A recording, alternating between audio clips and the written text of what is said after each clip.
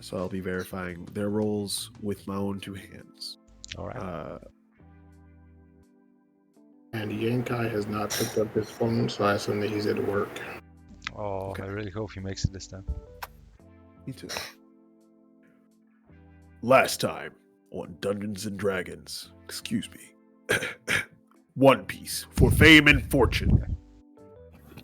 The party was waylaid by a mysterious light into the realms of the trial for the Captain of Steel. He left behind some kind of inheritance, and the pirates are currently exploring his remains and temples. Remains? No, they're not inside of a giant skeleton. No, that'd be weird. Shit, that'd be really good, though. Let me write that down.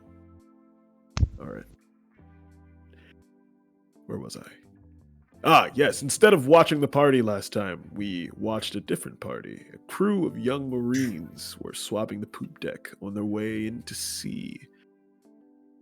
Docking at Clearbog Port, their orders were to investigate for one Captain Ryugasaki, also known as Ryu Kasaneta, the captain of the Stonebone Pirates. Back. As the Stitches, you say you were back? Yeah. You weren't here? Oh, dang, you missed all of that. In short, I'm doing a recap, and essentially we have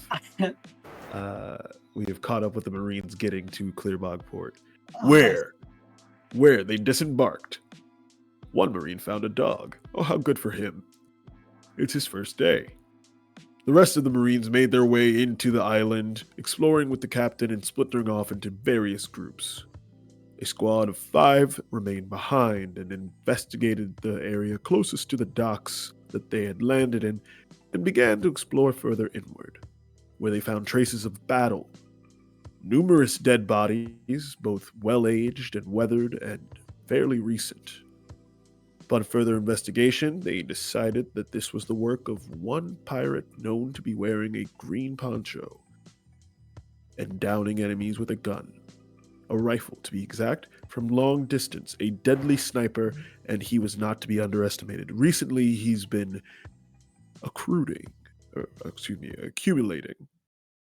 a certain number of allies that have begun kicking up a little bit of a fuss, but our priority here was Captain Casaneta. They made their way deeper into the island, where they stumbled upon a man in mysterious garb who wouldn't turn around so they could see his face. He seemed to zip all throughout the ruins of a former battlefield where a griffin was absolutely just, my God, someone licked it clean. The smells in the air were fragrant and delicious. It seemed that someone had left behind the remains of a fairly good meal. My God, what good curry it must have been. As they talked with the man, he revealed himself to be an applicant for a recent position opening up for the Marines, known as a member of the 7 Warlords. As he continued to zip around the battlefield, he exposed some information, and eventually the captain, Babalathabala, came and received his cadets and brought them good news that this man was an ally and they did not have to keep pissing their pants. He left, and as he did, another new member appeared. A monkey with cybernetic enhancements coursing all throughout his body and scars underneath his eyes. As he neared, he announced that he was a member of an organization known as Cypherpole, and that these young cadets were lucky that they were allowed to be in on the know of his mission. He made his way towards some sort of a ruin somewhere and disappeared in a blue flash. We rejoin our pirate crew now. What horrors await them? Who will be laughing in the end? And what is the inheritance of the Captain of Steel? Let's find out now, for fame and fortune. Yeah.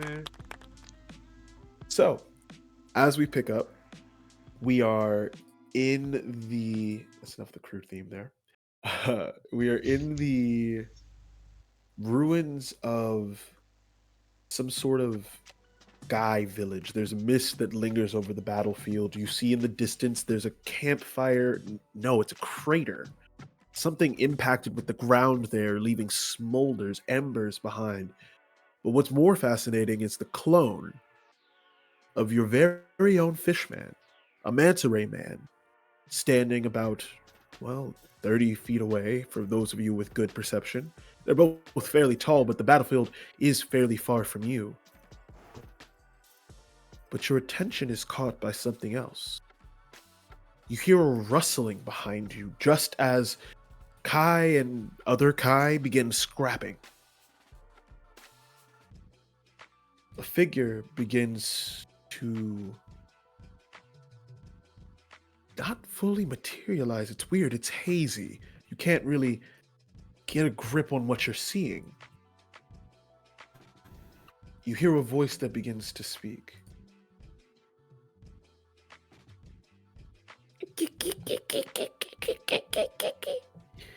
Now, what do we have here? Someone's actually taking the trial, and it's not Casanetta.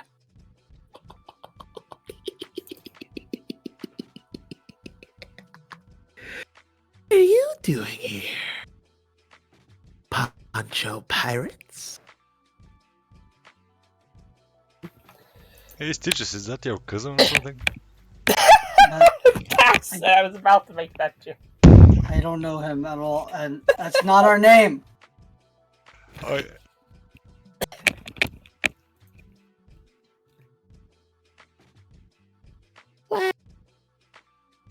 What is your name, then?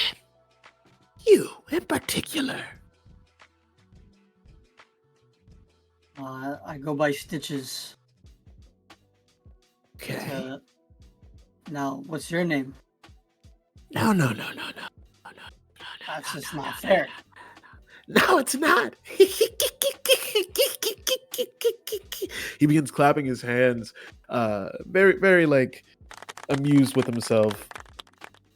And he appears just behind Baboon over here. And he says, "Now you, Mr. Bear Guy, what's your name?" I am Babone. Nice to meet you.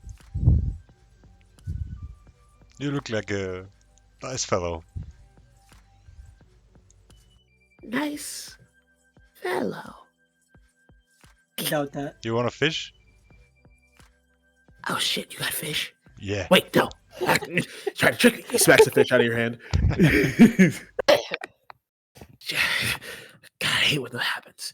And you hear a second voice coming from like near his chest area, and a ruffling begins to start as it speaks and says, Well, that's why you can't get distracted there, Dumbo. and a blue monkey appears from inside of his jacket. And this is the image that you see in full. Bow. As they kind of go back and forth in a little bit of a vaudevillian routine, like he's saying stuff like, I don't know what you mean. I'm doing great over here. I do all of the walking. You can walk. Your legs are fine. You know, there are people that aren't. I mean, I might know a certain guy. and he looks down at his like very clear cybernetic enhancement robot legs for something that where he lost the legs, right? Like, He's like, look, Dumbo, all you got to do is get yourself together and we got to take care of the job, okay? One job. We have one job. I don't know what you're talking about. We have like 3 jobs. I have 3 jobs. I have at least, I got to clean after I get home, you know? And where's my respect, huh? Where this relationship feels really lopsided. I'll tell you what.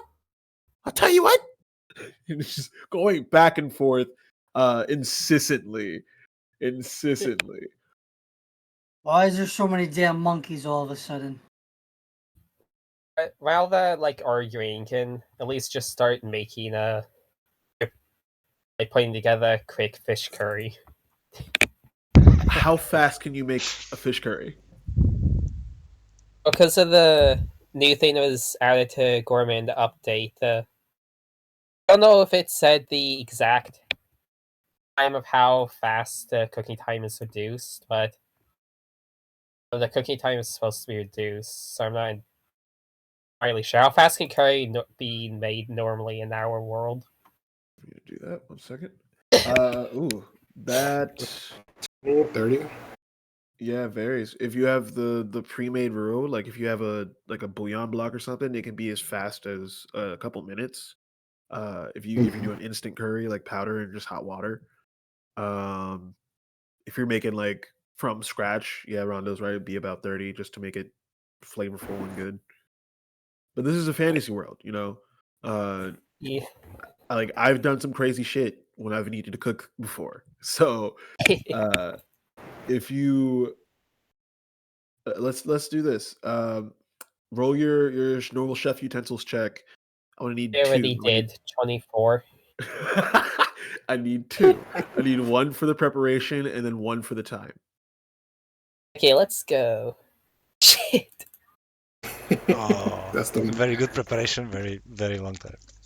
Yeah, so you're still cooking when they finally come out of their stupor, and I'm gonna share this handout real quick.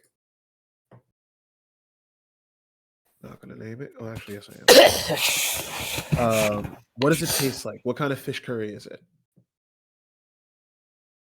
Is made from probably the same type of fish that baboon Yeah, we that just got got like smacked out of his fish. tuna Like, because we were in the sea. I guess not we got the- tuna. not the same one that was smacked out of his hand. A different tuna fish, but it's made from tuna. Huh. Nice. That's Stitches. Nice. That's definitely your family. That is. Maybe you're gonna have a talk later. That is cool. Fun crack. I'm gonna. Monkey Meat family. Hey, you, two. How did you know we were pirates? Oh, well, that's because I'm a Marine. All right, He I'm says like it with a really swords out. sinister grin on his face. What did you say, Stitches? I'm like swords out now. I'm like, oh, that's nice. I'm glad I know that now. Hey, wait! Don't attack your cousins. I don't even know his name. So, if you're a Marine, why are you over here fraternizing with us pirates here? Sure, True. friendly for a Marine.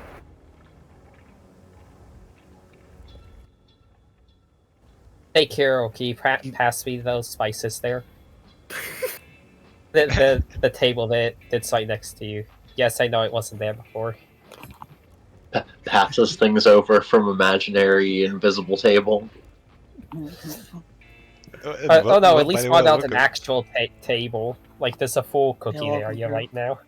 That's beautiful. I don't doubt that at all. Yeah, I'll give you a hand on prep. Go ahead and you roll the prep time. I gonna What is make the, Oh, I'm rolling legwork, again. huh? Actually, no. I guess you. Yeah, roll again. Whatever. It's auto. All right. Ooh. What is the monkey Marine say? K- It Kiro, doesn't this is take the less time. long It doesn't take spice. less time, but it certainly doesn't take more time either. He's thinking for a while before he responds to you, Rondo, and he says, That's a good question. Honestly, it's a great question. You see, I belong to a special unit. One Cipher Pull. I belong to Cipher Pull 4. And, I don't normally go around with other Marines. We're an independent investigation unit that operates here in South Blue. And you're part of my information, Rondo. All right. What you got on me then? I'm interested to know why some random branch of the Marines would be interested with me in specific. Also keep in mind that there's still like a scuffle happening in the background. Like skulls are being thrown. Like there's a lot of shouting. Guys struggling at some Yeah. level. Tree Yeah. branches.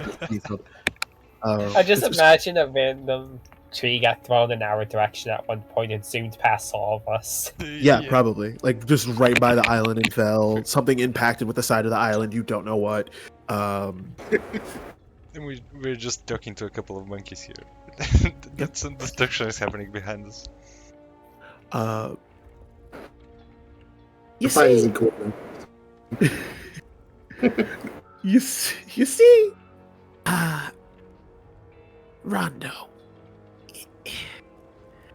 I don't usually like to share stuff like this. It feels private, personal. You're asking a lot of vulnerability, but he's right. We did get his name. And they both like strike the same thinking pose where their heads tilt to the side. I would have to say you're an expert marksman, trained by one of the best shots in the South Blue, who died tragically at the hands of a filthy pirate. Which is why it's Tragic. baffling that you would side with them. Rondo's gonna instantly rush up to the monkey and like grab him by his collar, or like I don't know, I guess elbow, like collarbone. Grab And the like, blue one. Make an attack roll. He is going to activate a feature that functions like a shield as a reaction and move as fast as possible to avoid this. Okay, do I just like do like a normal like roll, or I mean like a gun roll? It's like an attack roll with your strength modifier added, or dexterity, either or. Okay. I'll just like roll a d20 and just add 2.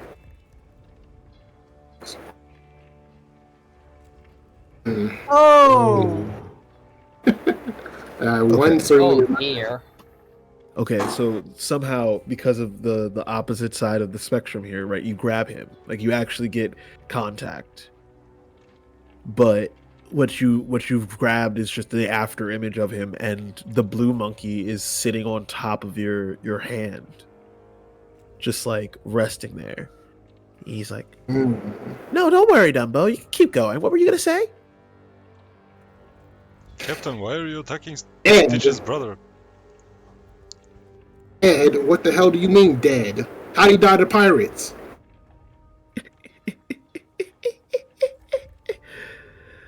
Wow. Oh boy, didn't want to be the bearer of bad news. Well, after the village was attacked, and you came out here to the Great Blue. He, like any great person who remains human and beating with a heart,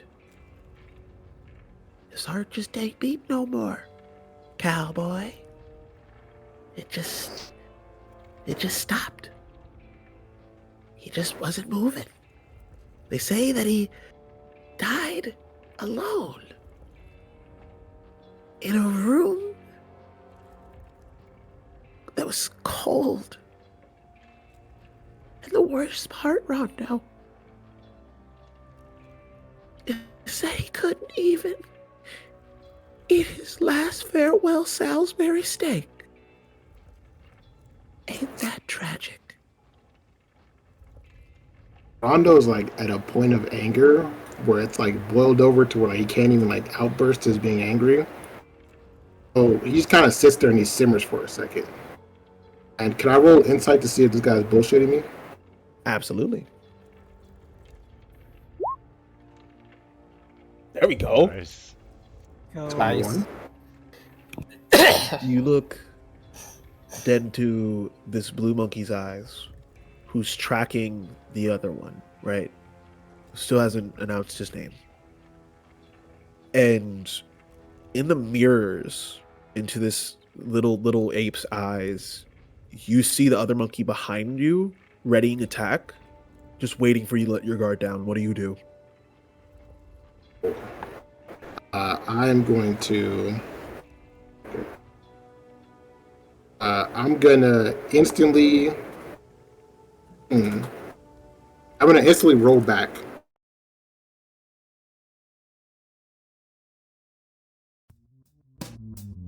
Okay.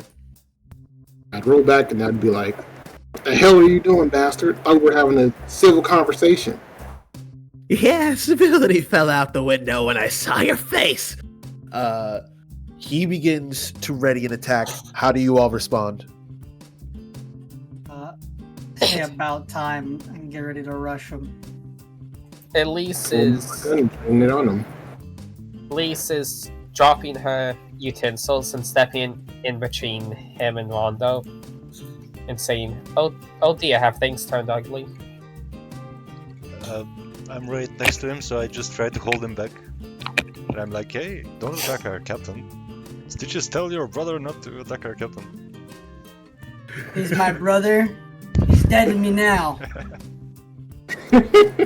I don't have any brothers. This is my cousin Dipsy, and the name's Scratch.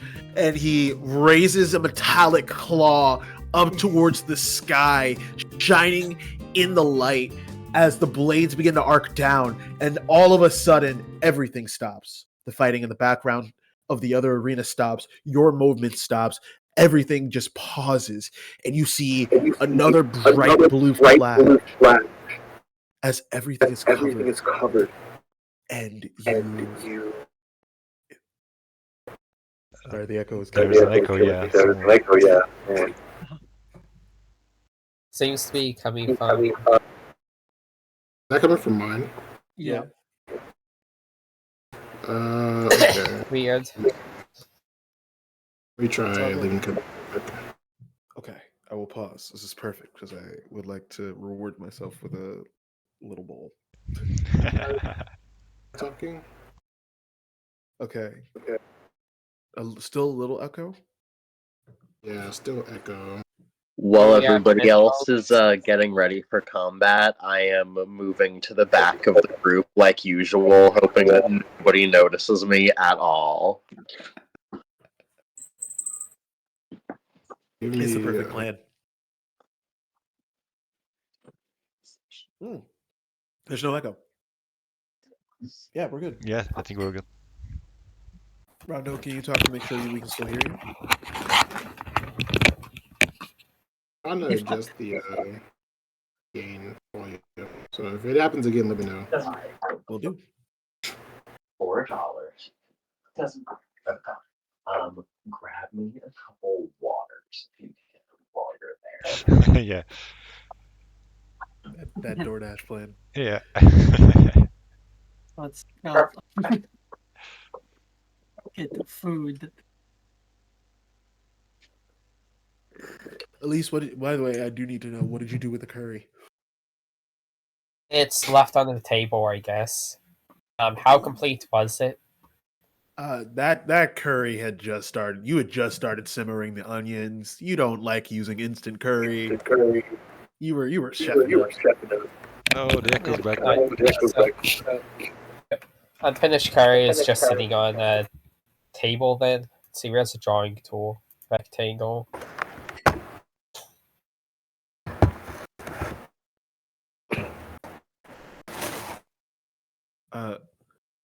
Rondo, Here we go, that's a table. that is a big table. Yeah. That is a prep kitchen. You have a mobile prep kitchen? That's kind of I bad. just chopped Something some wood mentioned. before the battle started and made a table. God, you're also handy. And all the resources were held in the stomach dimension that my devil fruit gave me. Yep. Oh, right. Actually, you can carry a table with you. Yeah, so you already made a table that she just folds up Yeah. and takes with her. Rondo, no echo now. Also, I was going to suggest push to talk if that made it easier, because it looks like your mic is picking us up after we come through. Yeah, let me see. Let me try one more thing here. 1 second. Do it up. Just don't forget to press the button. Because it happens to me a lot. Like, I talk and I don't remember to press the fucking button. Yeah, it happens to me all the time, too. Can you speak for me? Hello. Hello. Speaking. Nana bread. Say hello. I'm the best monkey here. Yeah, I agree. How long have you been sitting on that one? Let's see. Do we have any Probably echo? since last session. I don't think so. No echo. I think we're good. Okay, give me 1 second here. Do you think? The burns man since we're here. So I'm gonna also bring up. This is a perfect time to take a quick pause and Good. bring up the next song. Oh wait, this was. Oh, it's Orchestrina's tune. I don't have it here yet. Bow, bow, bow.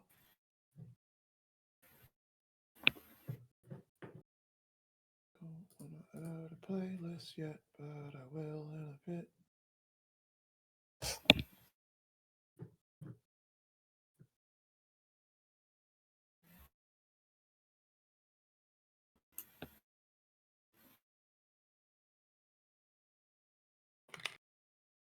See? Just pulling up. Just pulling up Orchestrina's tune, which is here, and then here, and then here. Did add? I did not. Let me do that too.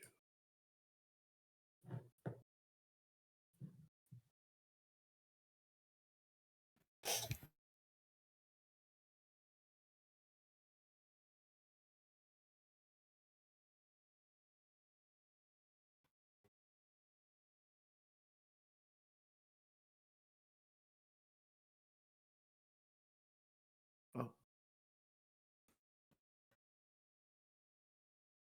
There goes Kiro. I'll miss your hero. I just had an internet issue. Hero. Rondo, are you good?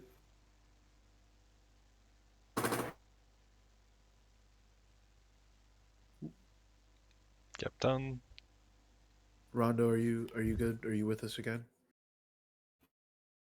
Sorry, one more time. You're really quiet for me now. Oh, my bad. I said, are you with us again? Yes. Right on. Right on. All right. Okay.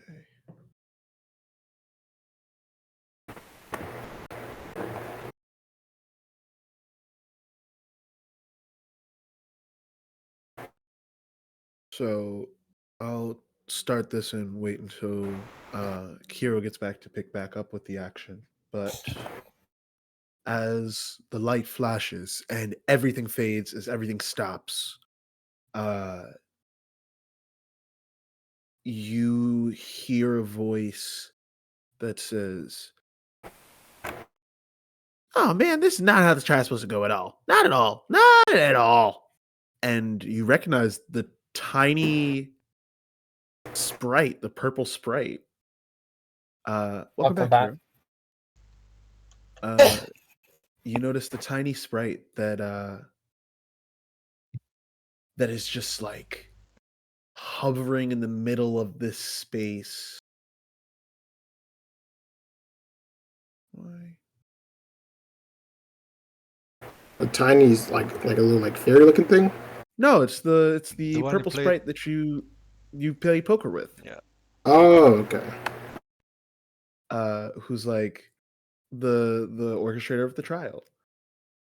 And they're hovering in the space and they're trying to inspect the scene. They're floating back and forth. They're looking pensive all the while, like hand stroking their like not real chin because they're a spirit. They say, "Oh man, like this is all jacked up. It's only supposed to be a set number of people. You can't fight each other in the trials. There's a whole reason for that. Like, it's all about teamwork, camaraderie, and being a crew. You gotta be a crew. Dang it, that's the first rule of being a pirate. Dang it. I mean, even for the Marines. Oh man, but we're all part of the one crew that is the great breeding heart of the earth. Ain't that right? He's Oh growing boy. on me. Man. Okay. All right. Let's try this again. We're gonna jump ahead a little bit. And he rubs his hands. He spits into them with a loud patooey sound that I won't do on the mic. There it is. And the lights begin to fade, and you all warp. You all warp to a new location as you arrive in the middle of the night to a place that's familiar to Elise and only Elise. Oh, it's this place the where I dirt ate dust- shit because I forgot about my deflect missile skill. The dirt dusty path in front of you seems worn, weathered. There's tire treads and the sound of horse hooves way off into the distance. You smell food being cooked nearby that just is bacon fat frying over an open wood flame. It's stimulating your hunger in a fierce way. You see that there is a large man, woman who is moving big logs all the way throughout town, just back and forth in a repetition somewhere in a distance that is not outlined on this map currently. But what immediately catches your attention is the figure of a man wearing a brown, dusty poncho and a sheriff's star. He has a helmet on his head, and it has enough dings to call it a dinghy. And you see that he has a musket slung over his back, a sword at his hip, and then two pistols that are stuck in a bandolier around his chest. He wears mainly brown clothing with a hint of gray or here or there on some jacket as a little bit of a stain, or maybe it's a style choice at this point. And he comes over to greet you and says, "Oh, howdy there. How you doing tonight?"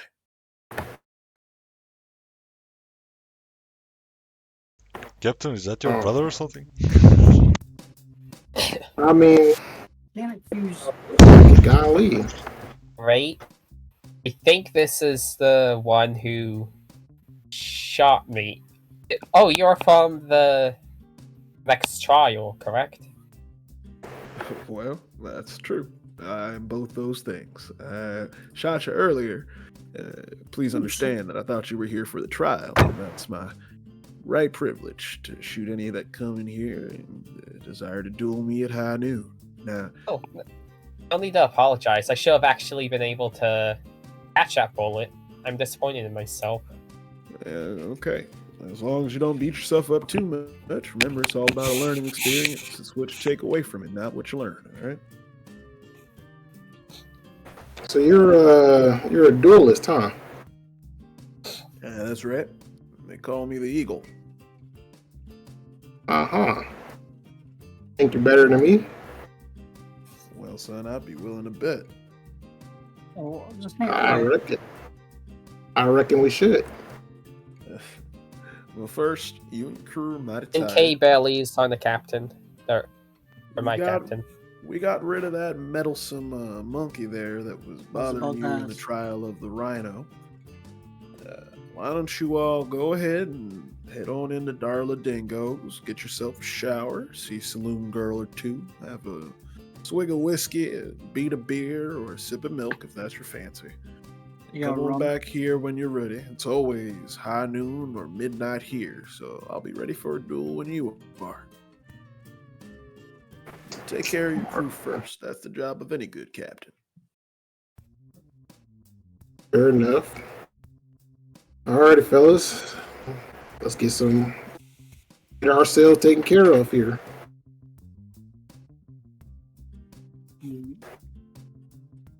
And I assume we head on in to the rest. Yeah, let's go in. Allow me to summon your tokens to this page. Sorry. No worries. So, you all are entering into the building of Darla Dingo's. It's a beautiful establishment It's got fanfare galore. You hear people clinking glasses. Like there's people in here. This is the first trial that's been populated by more than just the dead. So you assume that these are probably still dead people, but it's hard to be sure. It's honestly pleasant in here though, and being able to sit down and just have a good time like this. I mean, when was the last time the crew actually got to do that? Wow. Did we ever? Yeah, I was thinking the same thing. We probably never did as a crew.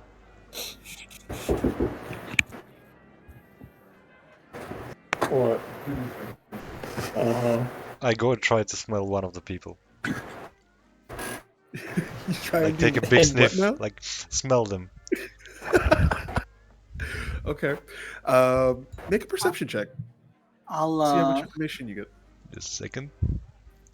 I'll look at the captain and begin walking in. And as I'm walking in past a table, I take someone's cup and drink it as I find a seat. Okay. You hear them say, "Hey, what are you doing there, man? Come on." Drinking. What does it look like? Whatever. I can summon another beer. And he summons another beer. They're not alive, I think. And they Elise drink. You claps. cheer to each other. Babon, this person smells like musk and hard work. Like he's just been working. He's been working in the field. He's been working his bones. He's been So it working his smells body. like a person. Like, I mean, Smells like a like a person. real person. Mhm. Good to know. I'm gonna take a seat at a table and start setting up to play some poker and start taking any bets. Rondo, give me a perception check. Right. And as you do that, I'll let you know that your passive perception would let you just take stock of how many card tables are already up and running. With this perception check, beating a DC 15, you spot at least 2 tables that are running con games. There's a total of 6. It's a pretty big establishment in here. I'm gonna head over to one of them. Okay.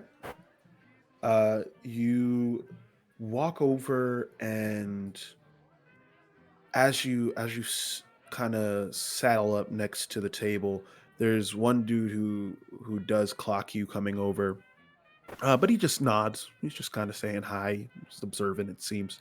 There's a waitress that swings by as you're getting there, and she says, "Oh, your timing's perfect, huh? What can I get you to drink?" I'll just take a bourbon. All right, bourbon neat. Do you want that malt glass? Yes, ma'am. All right, we'll be right back over with that in a second. Any ice for you, honey? Nah, don't water my drink down. Understood. You know, people like that ice because it's all fancy, but I say warm whiskey's the best thing for me. And everybody in the place, whoop, wait! And they like all cheer at once and hoot and holler. There's a moment now where the table starts to settle in again on the hand, and everyone's looking around, shifty-eyed.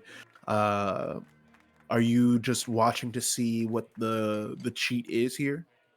Yeah, I'm just observing here. Rondo knows that at every table it's already going. There's you gotta check to make sure there's no BS going on, or at So- least see what it is.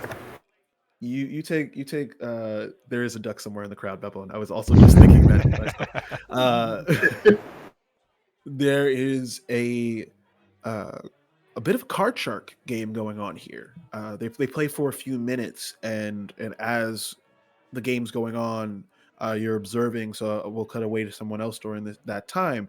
But for the most part, you watch them like fold on hands that are very clearly winning hands. Like they're aiming for the pot to get to a point. They're guessing what people's poker faces are. They're trying to spot certain things, and it's not a form of cheating as much as you've seen.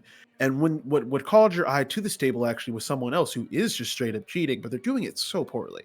And it's a game of blackjack, simple poker, and this one guy is just like constantly got the black ace, and it's like how that doesn't make sense.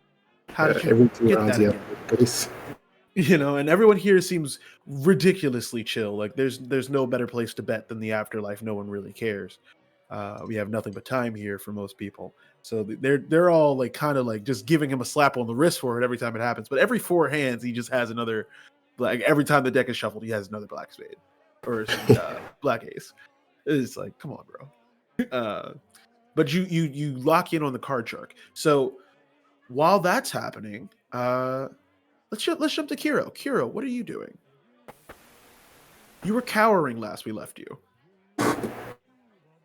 That is probably still what I'm doing, honestly. I'm not all about confrontation, especially with Marines and things like that. So I'm mostly just kind of like watching and then maybe writing in my journal about the ghosts, like taking little notes.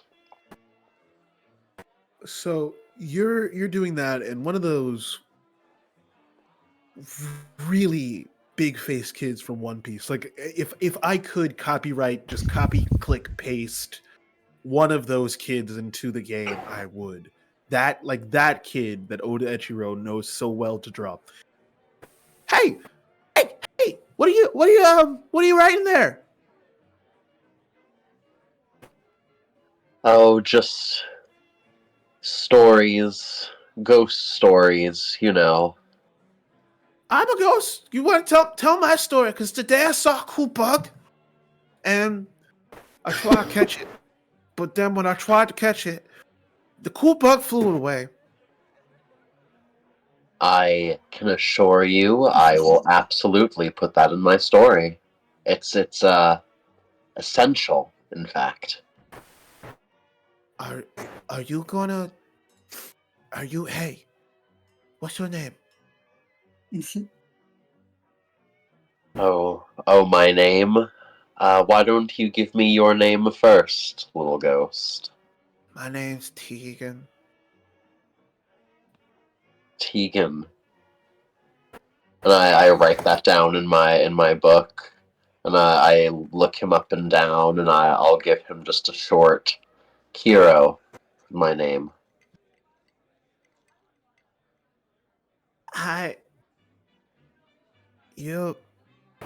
Listen, Kiro, friend, are you gonna take Mr. Steele's trial? Me, myself?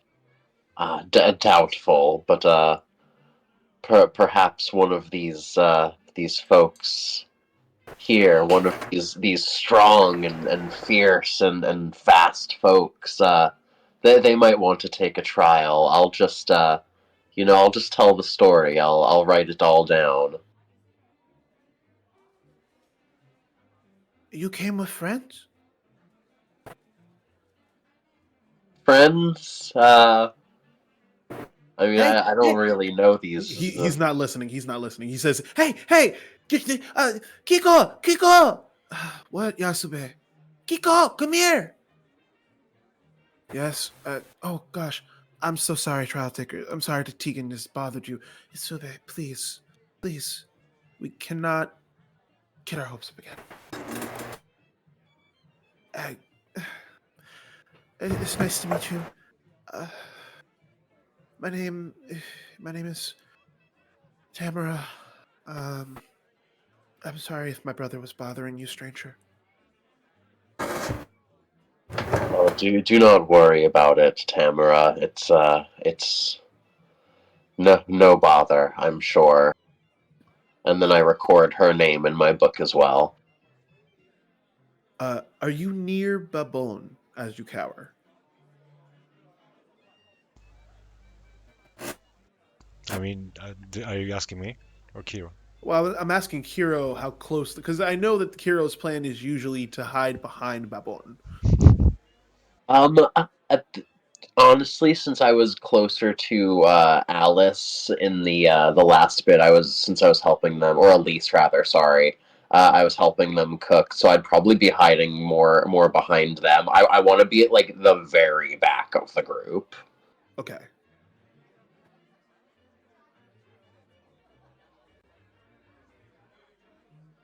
As you're talking with these two kids, you notice that the older sister has a paler complexion, and she's almost opaque, like you can see through her. The boy is almost so tangible that it hurts. Um,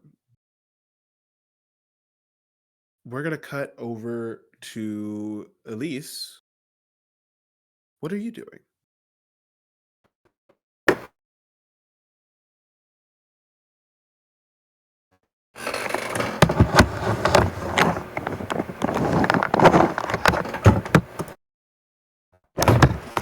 Elise.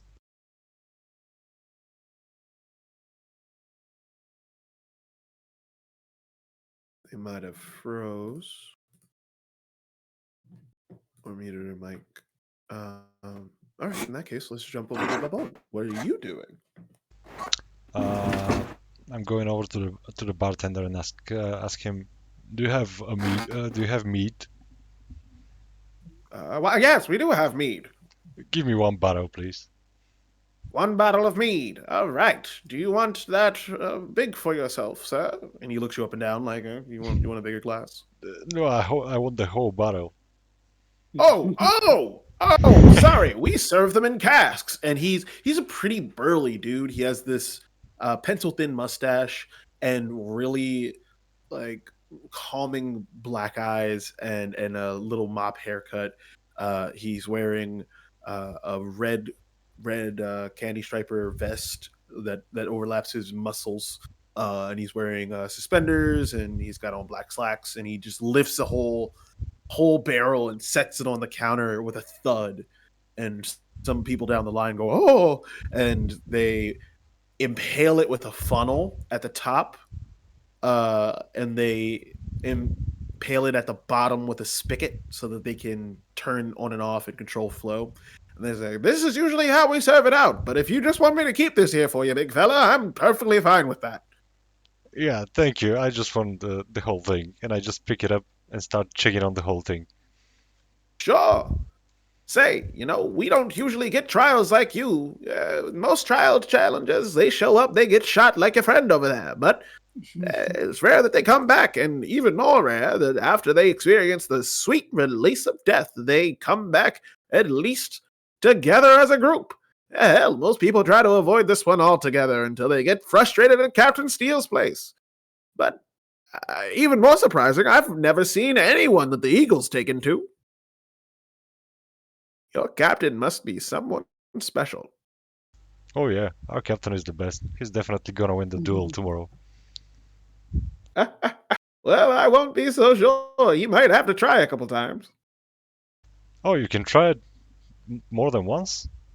Well, yeah, that's why your friend could come back. Oh, I see. I'm sure he won't need any more than once. And I just keep checking on the barrel until I get it, until I check the whole thing down.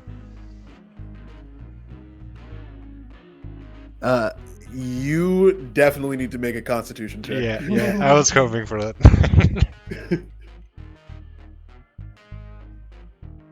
Oh god, I can't imagine a thrashed baboon. Oh god. Get ready to imagine a thrash baboon. Shout out to the two crew. I feel like a thrashed baboon is gonna thrash me. No, of course not. So baboon is off his rocker. You're drunk. You're not blacked out yet or anything. You're not delirious yet. You're just baboon strikes me as a friendly drunk, the type to find his friends and go, I just want to tell you how much I love you, bro. Perfect. Okay, so that's what you do to like strangers, like just absolute random ghosts who are sharing food with you. Yeah, Like, yeah, yeah, here, take that's some perfect. fish. We have like, you can summon an endless amount. This is a mind Just realm. keep This is hugging great. them, dancing with them.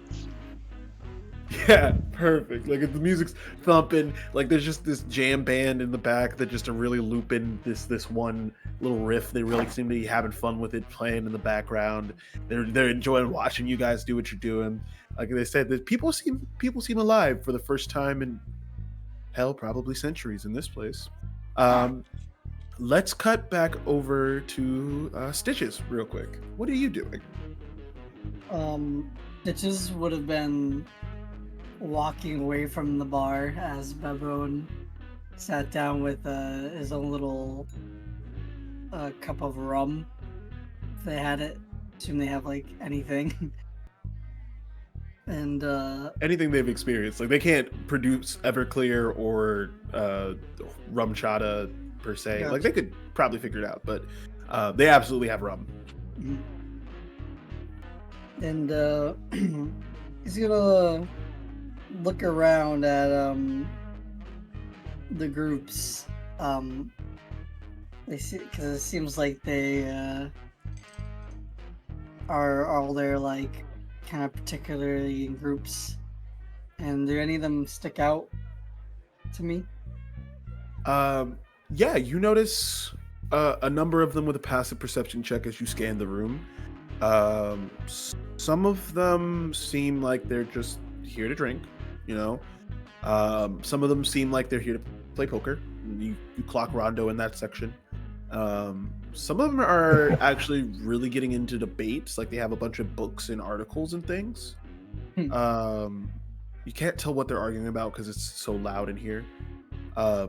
You notice that there is also a fourth group that is closer towards the stage where the jam band is, and those cats are just dancing. They're just kind of swinging around. There's one person in particular that's sitting down in that area, but even they seem to be an elderly ghost, excuse me, that is snapping along, like just kind of nodding to the beat. They got these red sunglasses on their face and these big wide ears. They're kind of funky and crazy.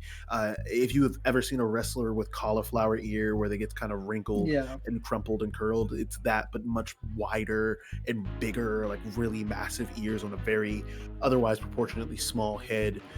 He's wearing a red suit, seems velvet and smooth, and he's got a black shirt on that you can see as he turns and rotates and dances in his seat.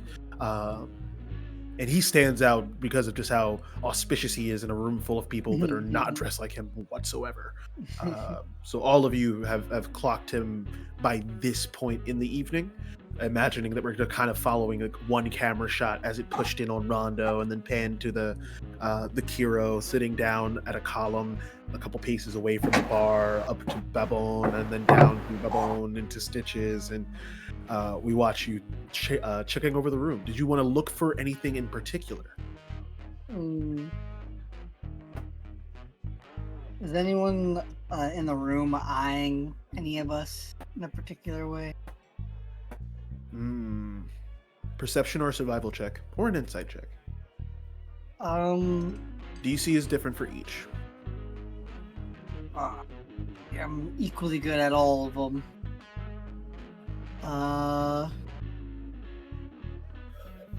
2 insight. Okay. 21. You feel a sensation of like irritation from the table that's arguing about stuff.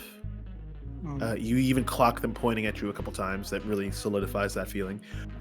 From the people who are gambling, they're like nothing. You just feel apathy going both ways there with your sixth sense. From the group of people who are closest to the bar, the drunks, you feel the most empathy, like an actual passion and sense of like belonging almost. It's strange, almost nostalgic. And then with the fourth group, the dancers and the people listening to music, that sensation is the biggest, but it seems like it was the hardest to pick up on and it's not just because of how far they are from you. Like they're so far into their own world that you almost missed that it was even there. But once you really started to open yourself up to good vibes as part of this insight check, you picked them up there as well. I'm not gonna lie. These guys started it the moment they pointed at me. So you walk over to the people who are talking. I'm like What are you stumbling saying? over a little bit with this thing in my hand. I'm like, hey, you should watch where you throw your hands around. You might point at the wrong people. You know? Oh, I was pointing at the wrong people, eh? Yeah. Or maybe the wrong monkey. Or maybe I pointed at the right ape. Oh, and his friends start hyping him up. The three of these punk guys. Who's the one living and breathing? Oh, he got you there. You are now engaged in a roast battle with this guy. Excellent. Sure, it's not my fault that shit. Fuck, help me out. He like smacks his friend to help me out. What? You here to just fling your poop and insults, you fucking monkey? I like that one. Yeah, that was pretty good. Yeah, actually, I am. And looks like my shit came your way.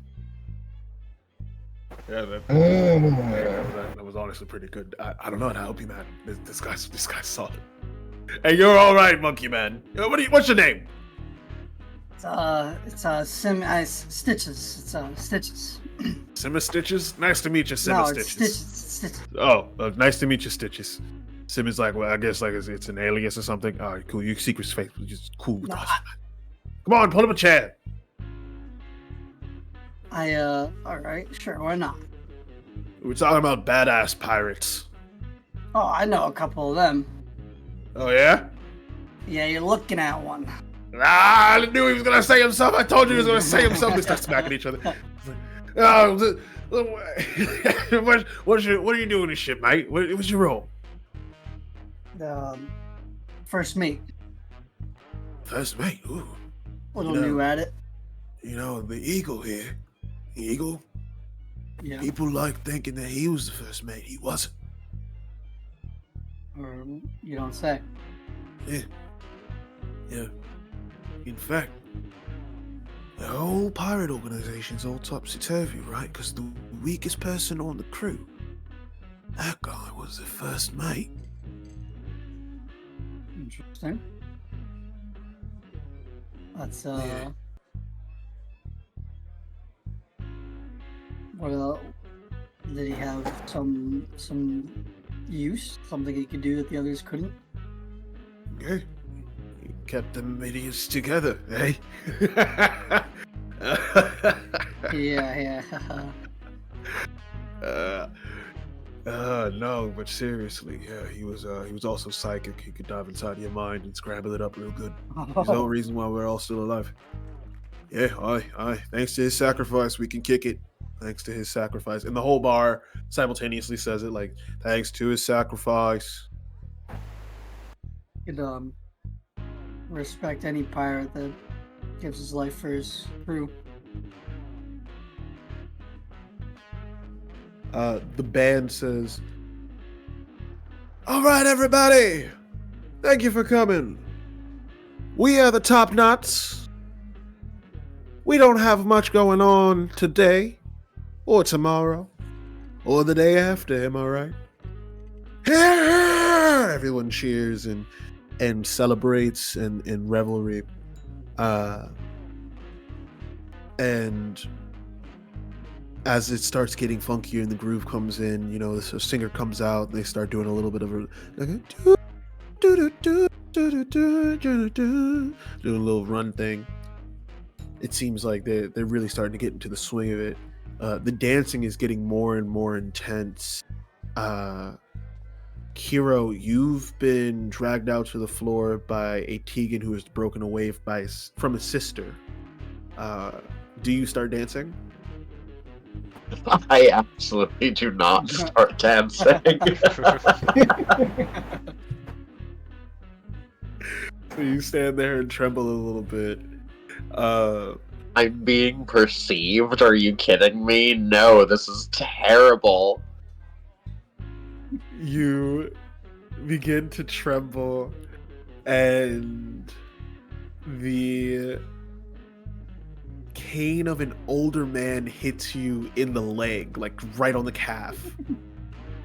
And you hear a voice saying, "What kind of jitterbugging is that? You look more like a quivering shit." That's fucked up. Sir, I'll thank you to not strike me with your cane. Smacks you again. Saucy children! Sir, Saucy children! I just kind of try to walk away without engaging. He's following you as you move. We cut back over to Rondo as they get into a really swinging verse, and the singer's all like, "You got to move when it hits you. Feel it in a temper. Oh, you got to move." And it's just going over and over. Rondo, the card shark has now started to flip the tables. They're starting to win. Really, really handedly, too. Like, they're stealing everybody's money. And again, they're not cheating. Reading the cards right. Have you thought about sitting down yet? Are you still just kind of watching? You have a drink in your hand? What's going on? Well, Wanda was just sipping his drink. He's just seeing how things unfold. He's the card shark started to win a lot, and he is he is certainly not going to take a part of it. He just kind of gives him a nod, and he's like, "Oh, good shit." But he is going to start jamming to the music, though. He's going to get up and start dancing. All right. So as you've been dancing by like the card table area, you kind of work your way. Your feet bring you naturally to the dance floor. You start to groove a little bit, and as you do, you like walk past Akiro getting whacked by this old man. Kiro's like starting to move faster, but the old man's keeping pace somehow. And someone walks over to you and greets themselves. It's, for the interest of just being completely honest, it is Jessica Rabbit from Who Framed Roger Rabbit. Nice. And she walks over and says, "Are you having a good time tonight, doll?" Sure am. Awesome. I tell you what, they sure know how to pick a six string. No, Elise is Rondo is being talked to in this moment. Don't worry, we're coming back to you now that I know you're here. Because I have a reason why you haven't. No, you're good. I have a perfect reason for where you were, and I think you'll love it. Yeah, they know. They certainly know how to sing the six string. That's for sure. You know, they have had plenty of practice. You'd think that they'd learn how to play something different, but they just love this one tune. Say it makes them feel whole. I can imagine. How long have y'all been, I suppose, not among the living here? Well, all of us died about 30-something years ago. We're nothing more than the memory of one person, though. Can't be much more. Oh. I'm sure my ghost and my body are out there waiting for me somewhere, but they ain't here. Name's Dollar Dingo, by the way. I run this establishment. Alrighty, Miss Dingo. Well, what exactly happened for you all to just be a mere memory at this point? Well, we finished our adventure in the easiest way of saying it. There's a curse on the island. It's not really a curse, of course. A scholar from O'Hara came over and verified all of the information so that the Clearbar port would be open soon. And just when we figured it out, just when the information died with us. See, there's a silver plague that exists in the bay. It comes out once every 40 years. just so happens that about 10 years before our demise, it came out. No, we could deal with the stinging, and most of us died there. As I said, though, I died 30 years ago. Plague takes time. We had 10 years of suffering on that island before anybody would even figure out a cure. Of course, we have it here in the memories. Don't think we have it anywhere else, though. Gotcha. I'm sorry to hear about that, man. I will say though, it's Soul Island's a bit strange. I do notice that when I first got on here, I might have had a look at you actually, maybe, but I saw a few of your Patriots bodies out there, and it looked like I don't know, like they'd all been like crushed by something. Yes, the same plague that kills us. Well, to another, it does wonders. What's the saying? She takes a long drag from the water pipe, inhales, and exhales nearby. He says, "One man's trash is another man's treasure."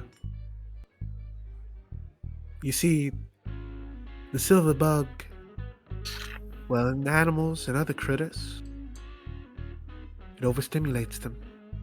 They become rampant and rampage. Those of us who didn't die to the plague itself and get buried in a pit and lit on fire to keep from further spreading when we still didn't know what we were doing. Those of us who survived, we got the privilege of being hit with a rock or scruffed by a panther. One of the best storytelling tribes, seafaring societies this side of the red line, and in the end, we too would fall to the ineffable march of time.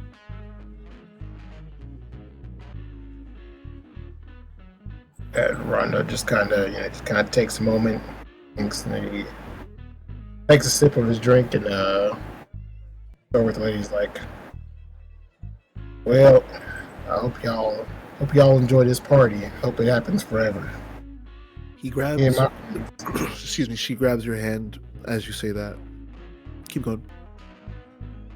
Me and my friends, we don't exactly have forever stay in this place, so we're gonna be moving on.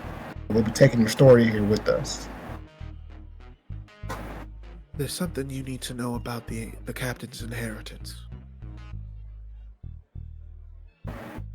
What is it? Not here. Only the captain gets to know. The captain and his first mate. And I look over, and I guess I spot Stitches through the crowd, and I try to like wave him over. If I spot it, I kind of look over to the group of people I was talking to, and I go, "Shut up!" And I get up out of my chair and I walk away towards my captain. They laugh uproariously as you do. It's classic. What's up, Rondo? Let's me, you, and our new friend here go and take a little stroll somewhere private here real quick, if you don't mind. Sure thing. We smash cut to a back office. It's like a speakeasy back office, you know. So there's got this velvet carpet velvet table topper and like a mahogany table. Velvet carpet is wild. No, it's like a shag carpet. And there's like certain drugs and illicit substances everywhere. There's a bouncer that's in here taking a break, and Darla nods to her and she leaves. That's right, it's a female bouncer. Get let go of your privileges and expectations. We watch as you come in and you sit down, and the figure of Darla darts behind the table and sits in a big plush green chair with a upholstered back and wings, and not like wings on a bird, but wings on a chair. Important to clarify. And she begins to speak, and she says, "Now, I hope I wasn't misleading. I myself am not privy to the information, but there's someone here who is."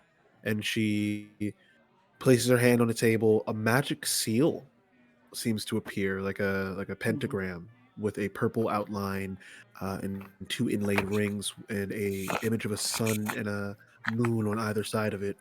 And from that pentagram arises the spirit that you've come to recognize now that you played poker with earlier, Rondo.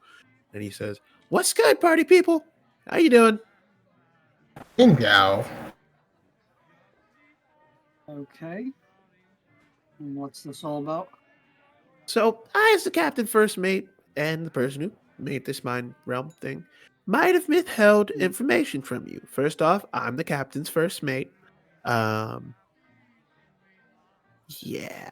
I learned Well, about that. I'll be. They And said you were the weakest. Something. yeah, oh God, no, I hate fighting. Mm, Well, I believe that. yeah. Yeah, dude. Like I would rather play poker, and I can't really have sex anymore because I'm a ghost. But I would like to have sex if I could. That was pretty great when I could do that. It was pretty neat. It's like it's like a nice little treat. I like cake too. I like cake a lot. I'd rather do all of those things than fight. Tractable. Fair enough, buddy. I mean, you are pretty good with that, with your poker face. So I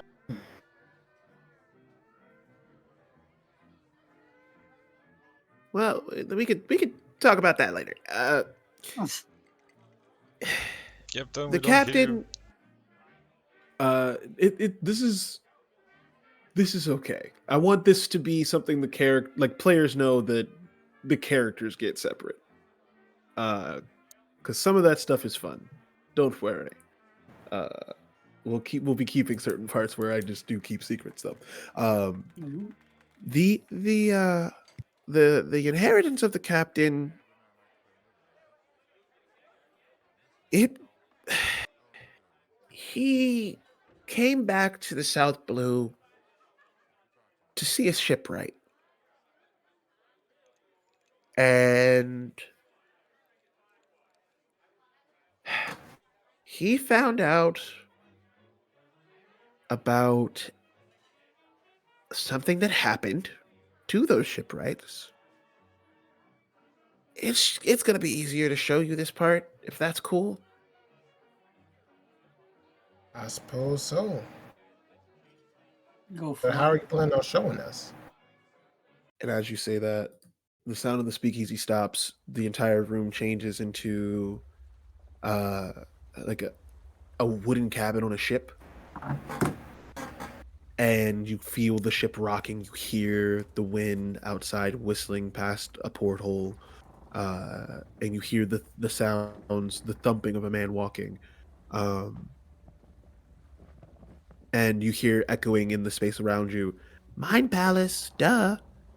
And then another breeze as the door swings open with a vicious whooshing as the sounds of the sea and a rising storm below into the cabin. The doors get slammed shut, and walking past you is a man wearing a red suit with a black shirt and a red tie with ridiculously large ears that mismatch his face. You see that he has red sunglasses on to obscure his eyes, and these like obnoxiously loud hard sole boots, black coloring with ostrich feather patterning all the way through them. It's ornate, it's gaudy, it's auspicious, and it's the same man that you saw not moments ago on the dance floor. He walks into the room. He makes his way over to a desk that lies in the corner. He sits down with a thud and lets out a sigh. The door opens again. Wind blowing past. He slams the door once more. Inside of the room now, there are two people. A younger Captain Steele and a younger Jim Jow, actually alive. This is told through his telltale purple appendage, purple aesthetics and accessories such as his hair. He has these big gaudy moon earrings on that are made out of gold with purple stones that lie throughout it that seem to be some sort of amethyst. He wears a purple suit that has a white shirt underneath and underneath the jacket and tucked into the pants, and you see that he has it open with a gold chain with a big purple rock set in the center. He's got rings on. He's looks like a gangster straight out of a 80s flick, and he's got these smooth silver-toed boots on that have this brown coloring to them. And he walks in and says, "Oh, Captain, my Captain, what's got you so pressed?" Captain Steele looks up and says, "Jim Jow, you ever thought about being captain instead of me?" No. Hell no. That sounds like ass. What's wrong? "Jim Jow, our ship's not gonna make it any longer on the Grand Line. We have to choose between continuing to sail and finding a ship out here. Going home. If we go home, I'm not confident we can come back out. I mean, we barely made it through the first part of the Grand Line without a good navigator after the Curry incident." Oh, God, yeah. We should never, ever, ever let new members cook. Especially when they say that they're good at curry. That was awful. Yeah, God, that was so bad. Anyway. Jim Jow, I don't know if we should...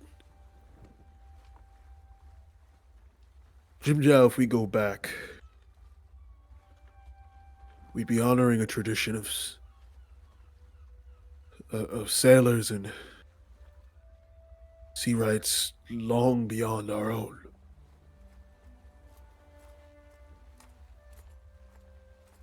But if we do, I feel like I'm disservicing the crew, but Yeah, if we stay on the Grand Line, we might die anyway. You're our captain. You tell us what to do, and if you're out of line, I'll keep you in check. That's why I'm first mate, right? the space fades with the sound of Captain Steele's laughter as it drifts into a new zone. It drifts into this lush forest. It's an actual tame version of Clearbog Port. Now you're on top of the deck of the ship this time, and you're looking down as a frustrated Captain Steele talks with his lieutenants. It's all of them now. It's Jim Jow still, but it's also the Rhino, the Eagle, and the Viper. Excuse me, the Cobra. And they all are talking with him, trying to calm him down. He seems frustrated about something, and he's saying something about a shipwrights guild as the conversation picks up from your perspective, and you get teleported closer to them for a better look and a better ear on the situation. It just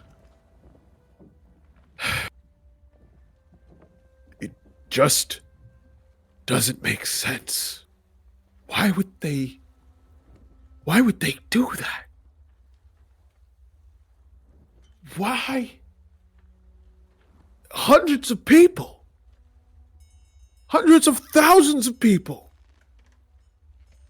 Out there on the sea. Damn it! And he punches the ground, and the ocean nearby ripples with effect as he dents a hole straight through the concrete of Clearbog. And citizens nearby get shocked. Wait a minute, citizens. There's people here still. This is before the plague. And the next scenes are truly graphic as you watch Captain Steele and his lieutenants grow old and combat a plague that sweeps thousands of people from the map. And the silvery death makes its way into the sky and descends like rain one day. like just looks like an odd rain. There's people playing in it. There's people who are drinking it for a time, and it's killing people from the inside out. And eventually they develop a cure, but it's too late. Most of the population is dead. Someone begins to set out, and the last image we have is of Jim Zhao as he's watching Captain Steele pass away. It cuts immediately to him now on a small rowboat, just a lifeboat from their original vessel that is now sunk to the bottom of the bay. And he is rowing his way out to sea. And he's saying to himself, got to give the cure, got to give the cure, got to give the cure, got to give the cure. And over again, he hears the voice of Captain Steele telling him, it rings throughout this space even, driving you a little mad in this moment, and I need a wisdom saving throw from both of you. Oh, with advantage, because... Yeah, we still have the inspiration, I think, from the meal. It was +3 to resist effects such as frightened or charmed. I don't know if that's what this is. That is a 25 from Stitches. And a 17 from Rondo. You both save. And your mind does not splinter at all as you are bombarded with these feelings of guilt, and you recognize them for what they are. Guilt. Heavy, weighing, pressing guilt. And you come out of it as Jim Zhao removes the space, and you're back in the speakeasy again. And he says, take a second. Take a second. You okay? Yeah. You have the cure? Yeah. I didn't really make it. My body's somewhere out there at the edge of the port. The cure should still be good. It was stable for a shelf life of at least 58 years. Damn it. Sorry to hear what happened to you, buddy. You and your friends. We got word out about the trial. That's all that matters. And that's part of why you're here. So Captain Steel inheritance, it's the blueprint for the ship he never got to make. In fact, it's the ship. It's the ship itself? Yeah. I'll be. What's the purpose of these trials, though, Jim Zhao? Why do you have to test people for the ship? Well, don't want just anyone, to sail it. More than anything, we're bored. But in all seriousness, you try being dead. It's boring. In all seriousness, what Jim Zhao's trying to say, the trials are a way of keeping us honest as pirates. You want something? You gotta take it. Yeah, that's true. Fair enough. If I'm not offering, you gots to take it. It's the basic rule of piracy. That it is. True that. Now, we want pirates that choose what to take. That's why we trial people, and it's a trial by fire, to be honest. We don't want people to get the ship and give up just because they made it to one island in the Grand Line. You need cojones to be able to sail that great blue sea.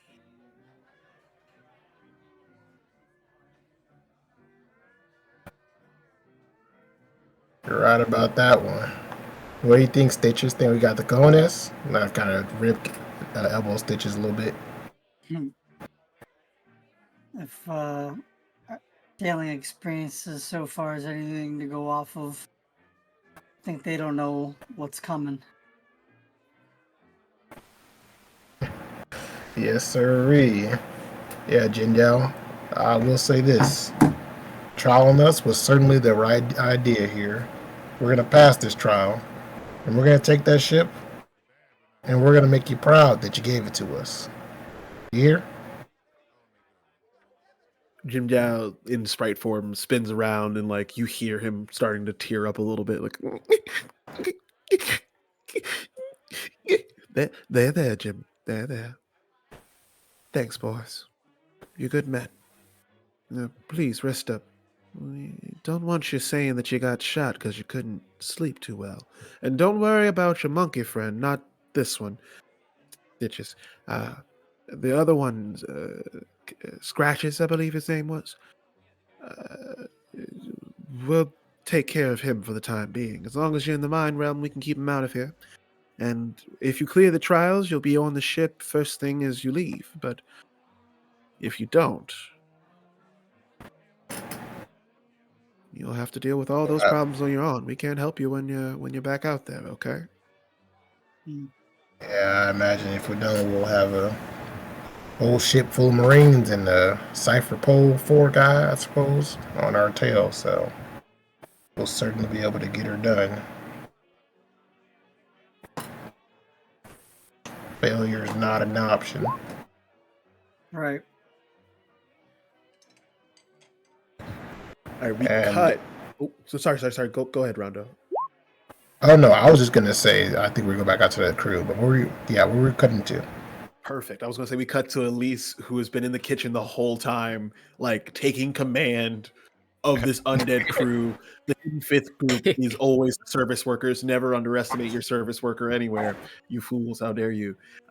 They're back here just like slinging food, and they're serving food to undead hosts. So they haven't had to cook for a pallet in a while. They're hype. They're so excited. Like they're just trying shit out. Like for the first time in forever. Now, the one thing, Elise, they refuse to cook curry. They're like, we don't do curry. Not after the incident. They're all so scarred. They only make ramen here. What do you do?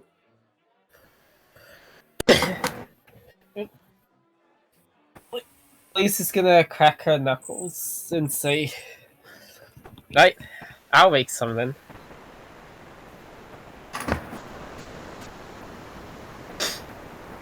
Give me. Sounds like whoever made you guys curry last time wasn't quite good at it. So, allow me to set the record straight, so to speak. Maybe that chef roll. Alright. Please be good.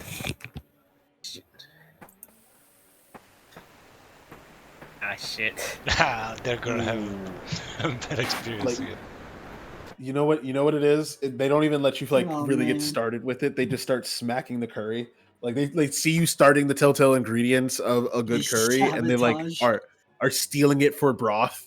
Like you'll cut carrots and you have them peeled, and then you'll turn around to get a pot ready, and it's just gone. And they're all like looking at you like scared vermin in a kitchen, even though it's their kitchen. What do you do? We're here for a while because like this is what's been going on during the night, like in the background, and I do think there is a dish that will be served here at the end of all of this because again, it's the first time in a while. So what are you preparing for this feast with these people, or how do you bring this kitchen to a chord from Discord?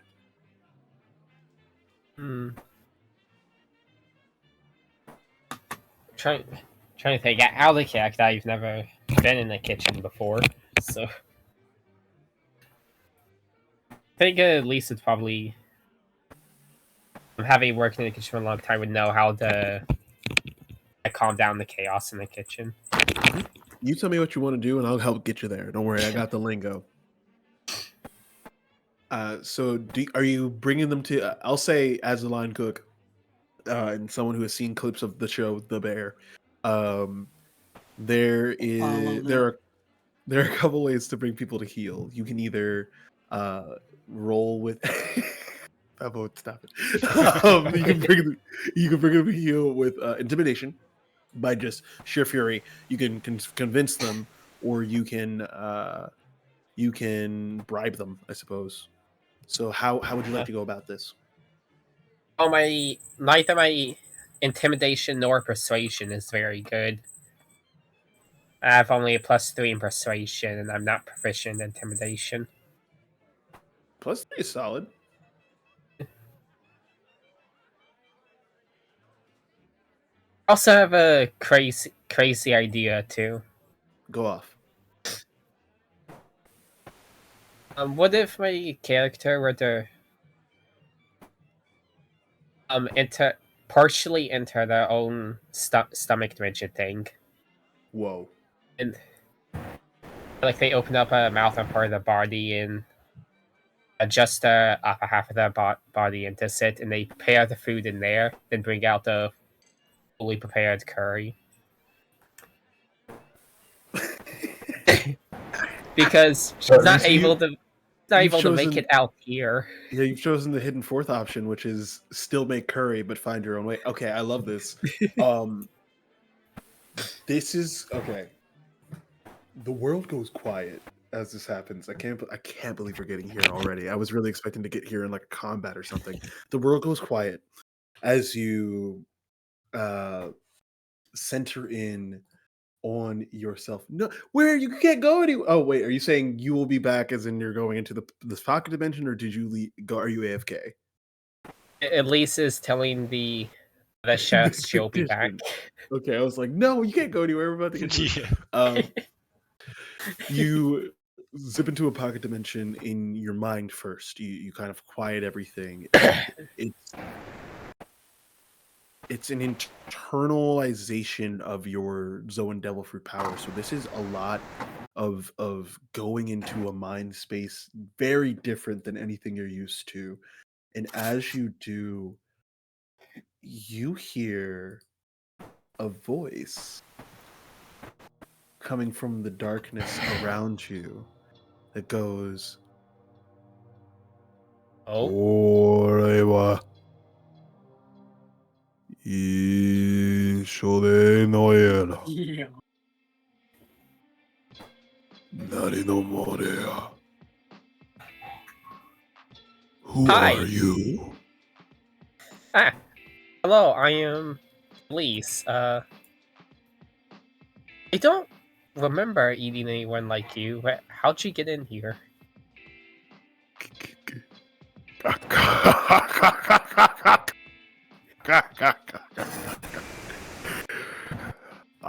It has been long since one has mentioned consuming me. Do you have the veracity to tame mine? I mean, yeah. A good answer. If I get hungry enough, I could probably even eat a house. Ghost child. Swahili. Hello. Little ghost one. We shall see how far you sail. I need a wisdom or a constitution saving throw from Elise. I will not tell you what the results how the results will differ, but there will be differing results. This is a branching storyline point for you. Let's see. Did I get the bonuses if I did wisdom, or is this something else?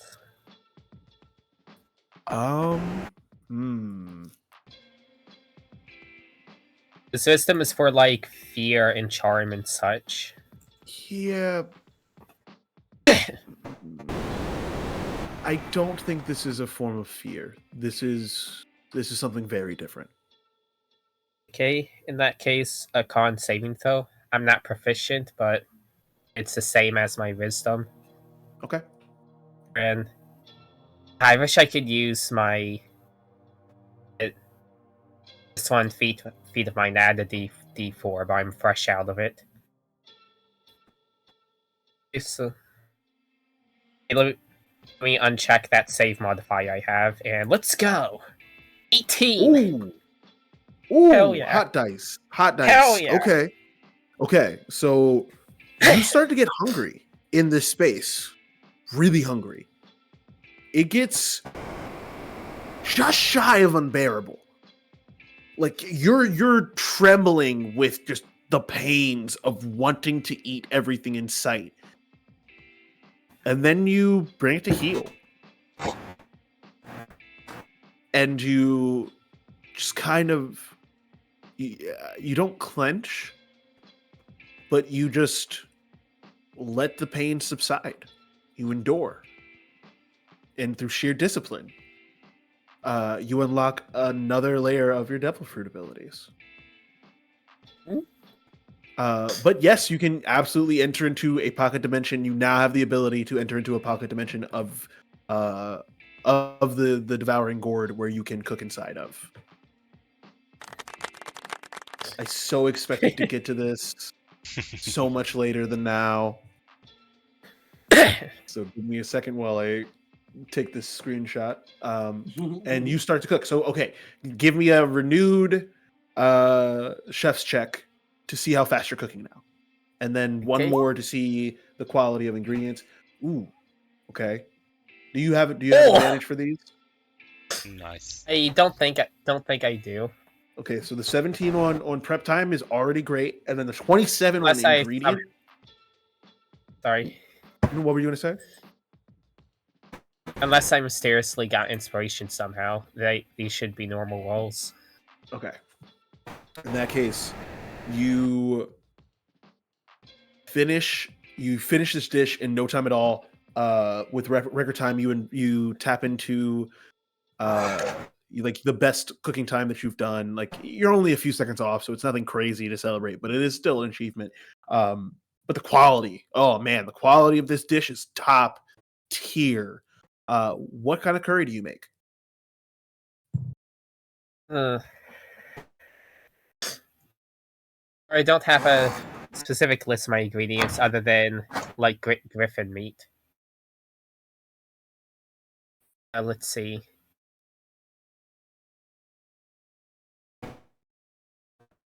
Actually, yeah, I'll try making the griffin meat curry.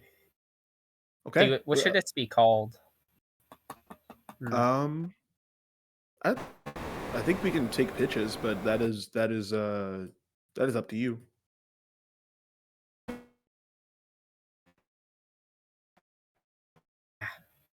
That's a word I'm trying to remember. It's on the tip of my tongue.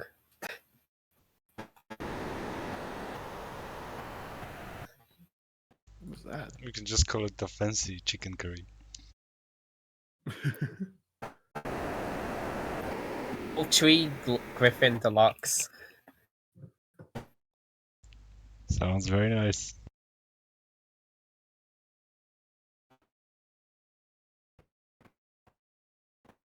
Poultry Griffin Deluxe curry. That's what it shall be called. So yeah, that's what I'll be making. Okay. So you serve that in bulk as you come out of the hidden storage and come out of the kitchen. You know, the rest of the chefs were so focused on getting you out of gourd form. And as you emerge, it seems like they were trying to crack something open. And you come to sense that you've surrounded yourself with the gourd. That's the easiest way to get access to the storage inside of it. You basically consume yourself. So you create a gourd around yourself and get a little bit of a shielding here, but you can't move. Oh, I didn't mean to send that to the group, but I guess there you go, group. There's a peek at what Elise can do now. But anyway, so you pop out of that form. The chefs like are clearly caught off guard and have not made anything because they were so focused on this. And you walk back out with walk back out to the main dining room with a big old heaping pot of curry, and it's the only thing that people can eat, and it's like the best thing anyone here has ever smelled, and everyone's hesitant. The music stopped. Everyone stopped talking. Everyone's nervous about this curry.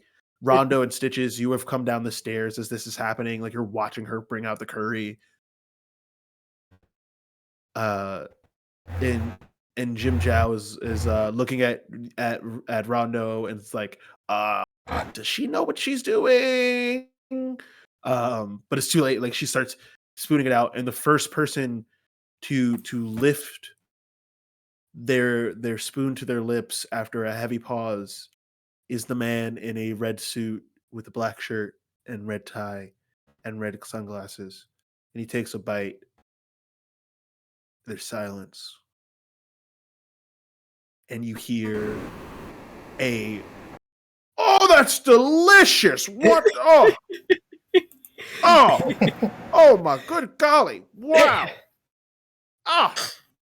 Oh, see, my sciatica is good. Oh, this healed my kidneys. Oh, man. I'm dead. How am I feeling this? Oh, hot dog. Oh. And like at hearing that, everyone starts chowing down. Like the sounds of dining and revelry begin to come back to the space. Baboon, are you conscious? Yeah, that's what I was thinking. I was unconscious, but now I am awakening and just bursting into the kitchen. Like you burst into the kitchen, you find a bunch of chefs like eating their portion of curry. Do you take theirs or do you look for the biggest source of curry you can No, find? I just look for the biggest source of curry. Yeah. Just follow the There's smell. an empty pot.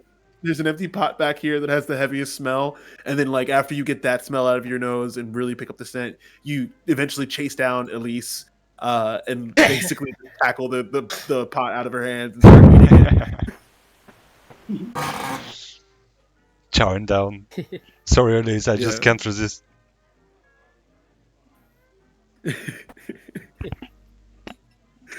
And Jim Zhao says to Darla Dingo, well, would you look at that? I guess you can teach an old dog new tricks. Yo, Rondo, you got yourself a mighty fine cook there. Yeah, one of the best. I'm glad it turned out for the better here. We'll say that over the course of this entire evening and a full long rest has happened, you all recover your health. You get a set number of 8 hit point die back, and whatnot.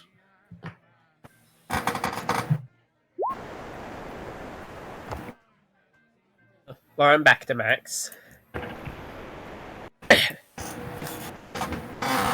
Everyone should Yeah, I'm be back max. to max. It's the Sorry.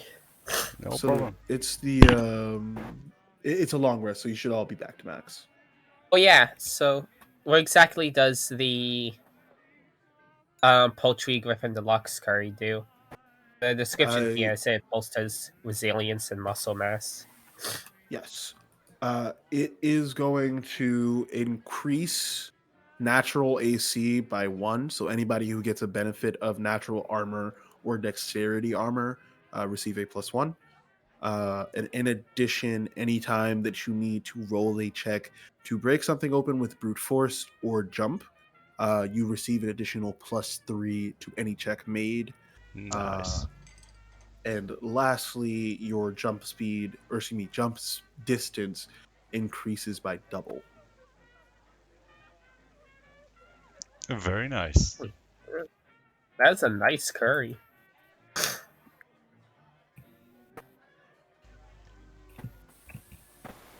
And by the way, excuse me, is Guy still fighting during what we're doing right now? That's a good question. No one's looked for him. He's not Yeah, here. you were like having fun. He's missing. He is. Well, I guess I'm he maybe is too drunk not and here. too into the food to look for him right now, but maybe someone else.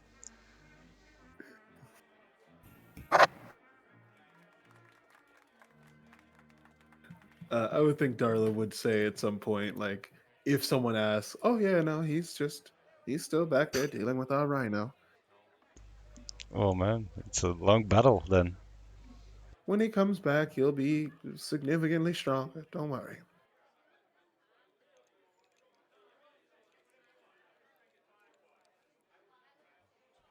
Uh, Son of a.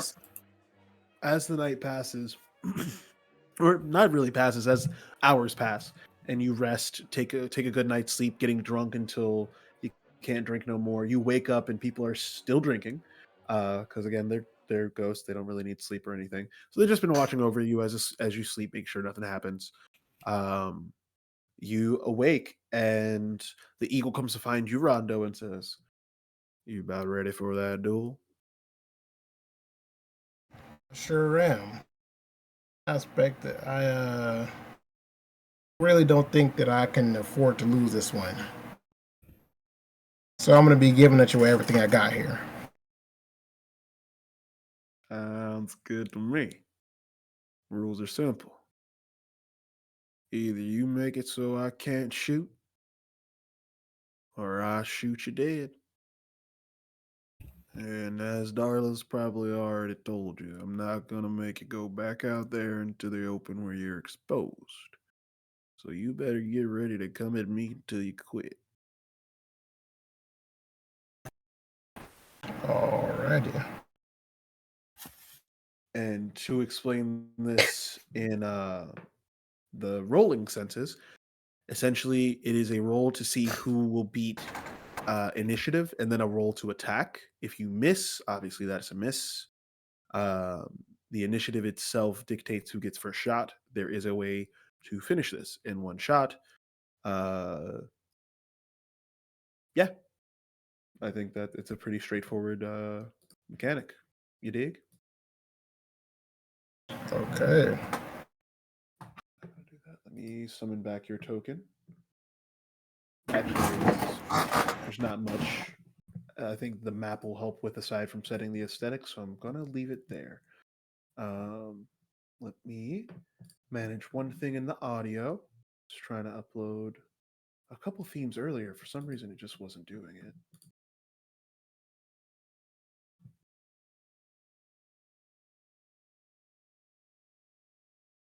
Oh, there we go. Wonderful. I just had to refresh the page. All right. I think you'll like this one.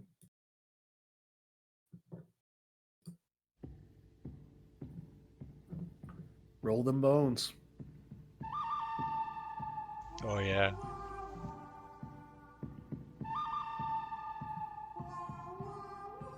Quick. What's going on? I need an initiative roll from Rondo.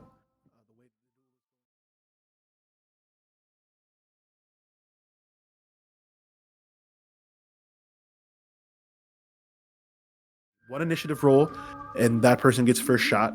Again, there's a way this duel ends on the first turn. And then following that initiative roll is the attack roll. If a miss happens, it still is a miss. So I'm not going to say, like, he rolls a 28. If I roll low, and he does not hit you. Shit can happen. Misfires, if they happen, are fixed automatically in this realm. I'll just get that out of the way.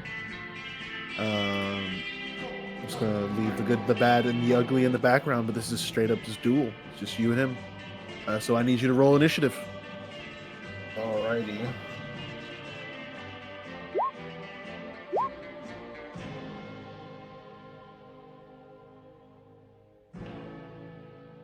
Rolled a 20 here. I got a 14. Rondo, you got first shot. He said that the way to end this is make it so he can't shoot, or he puts a bullet in your head. All right.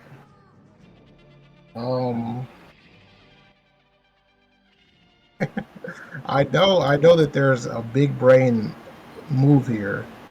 I just don't know what the big brain move is. Now I'm gonna pause So- the good, the bad, and the ugly here for a second to introduce a homebrew rule that I've been waiting to spring on you all. This is perfect. So how many of you know the TV show Who Wants to Be a Millionaire? I know it. I know. Yes. we all know the moments where you can like phone a friend or whatever else, right? Yeah. Okay. I introduced a homebrew rule where players got that once a session, got one of those features each, right? So you instead of you can phone a friend, you can still like text or listen Oh, and be like, "Hey, what should I do?" It can be a character or another player or your pizza guy. I don't care who it is, but you have to phone someone and get advice from them on what to do. It can also just be me. Um, Phone you get God. that once. You get that once. I phone God. Siri, call God. Love. I you can also do 50-50, where I give you uh two of the options as I see it and just basically say this is what it is and what's up in terms of outcomes. And then the last option, since there's not really a polling the crowd per se, uh, we introduced a feature where you could essentially borrow another character's skills. Like, so you could say, like, all right, this person's good at doing this thing. What would you do? And it kind of took away some of the metagaming or like too much table talk, so to speak. Uh, so gotcha. in this moment, if you would like to use one of those powers, you are more than welcome to. Yes. Can I use my? It's called the Echo of the World, right? Yeah. Yeah, yeah. Can I use my Echo of the World usage here to get like a clue into how I would end this in one turn here? Hell yeah. Hell yeah. You lock in to a sensation that you felt before, which is the intensity of drawing against a good duelist, right? And you also you obviously both move for the gun at the same time. Now, because of how duels work when they happen, like the person who typically would grab their gun first lost first because they were anxious, they reached too quick, and the quicker draw was actually the person who could like win because they would like in all the spaghetti westerns they would wait, and they would wait until finally they would shoot. So Mm. you are still holstered as you see the eagle draw, right? And everyone's like, "Oh, he got him! Oh no!" Like the whole crowd is like, "Oh, another person lost!" Like everyone's getting sad, and you flash back to the sensation of what it really is like to move at a faster speed, to think faster than ever, and you hear the voice of your mentor, who says, "You don't gotta kill a guy to keep him down, Rondo. Shoot his gun." Ideal. Yeah. So drawing on my mentor's words here, kind of remembering at the last second here, I'm gonna whip it on out. I'm gonna take a shot right at his gun. So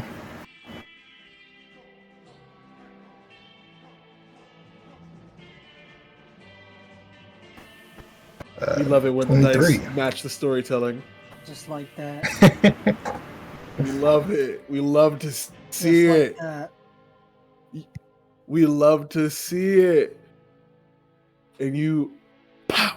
There is just an immediate shot. Immediate shot. You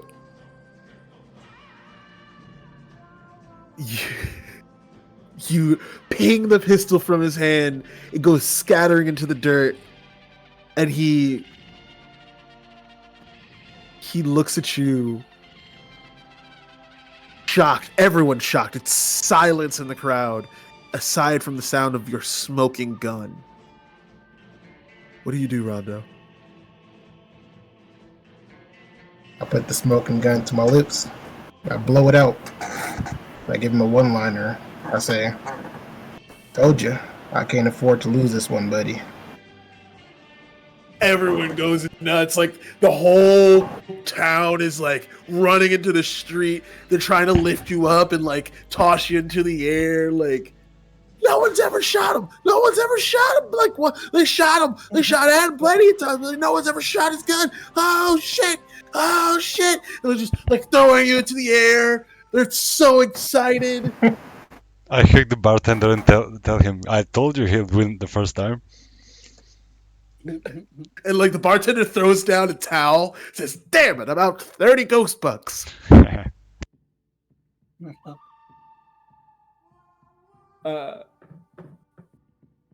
And I think the sound of rejoicing and celebration carries on for a while. Like you all join your captain in revelry, I assume, and like start hoisting him up. Expect no less, Rondo. Yeah, I got expectations on my shoulder. Gotta live up to them. You do. Seems it comes easy to you, though. I wouldn't say that. The world was just kind to me.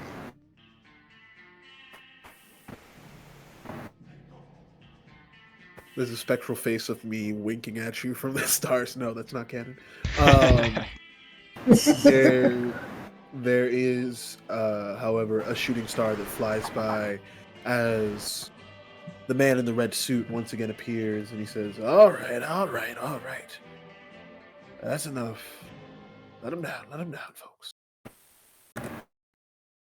So your name's Rondo, right? Yes, sir. Right about that one. Pleasure to meet you.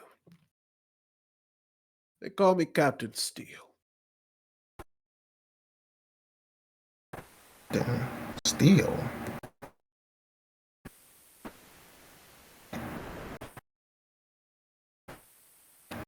You see,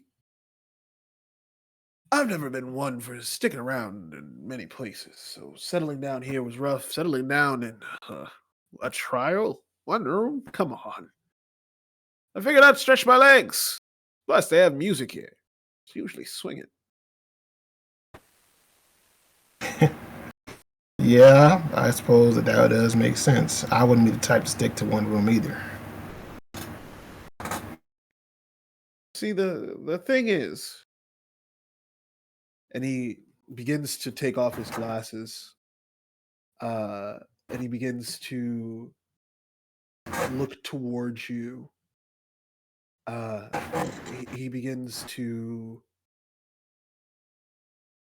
turn his head, and as he does, you see he's just got two massive steel like scars on his eyes, and he lets out a big toothy tar covered teeth smile, and he says, I gotta be honest, I like you a lot. I don't know if you can beat my first mate's trial. It's gonna be tough as nuts. Let's see if you're ready. Ragman, bring me my rum. Run from it, tomorrow won't come. Ninja? Yeah, Jim Jow. Jim Jow, the man is, he's the one in charge of the Captain of Steel. Well, my legacy at least. I can't be here after all. Best thing he do is be himself. Besides, don't fool you, he's pretty dangerous. It's not fun having someone fuck with your head. I'll be.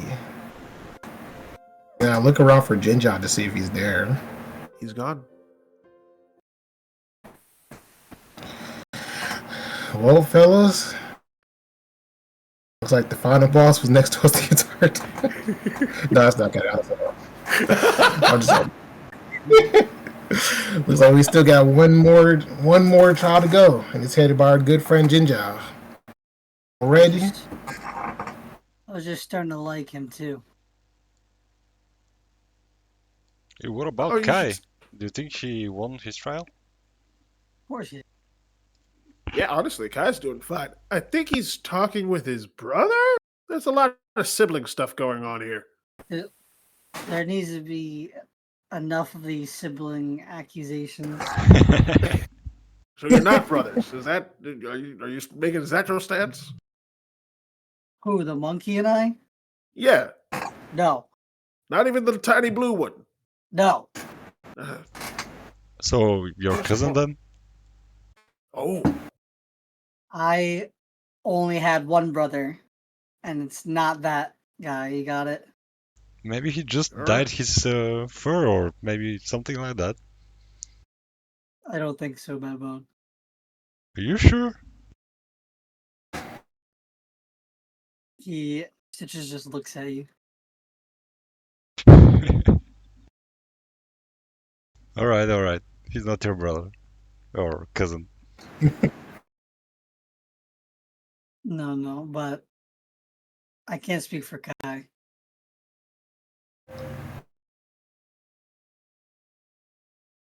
I'm well, just waiting to get another big old bear. That way we can get Babone in on the brother action. Yeah. Very true. at one point, Baboon asked if I was your brother, Rondo, and the eagle walks over, and Captain Steel says, "Oh yeah, you gotta get the eagle's boon. Man, these trials are all out of whack." Oh yeah, that is right. What you got for me here, Eagle? Well, in my lifetime, I was an up close and personal type fella. It's my hope that this will help you do what you gotta do. And I'm gonna send it via Discord and via the Roll20. You see the statue of an eagle.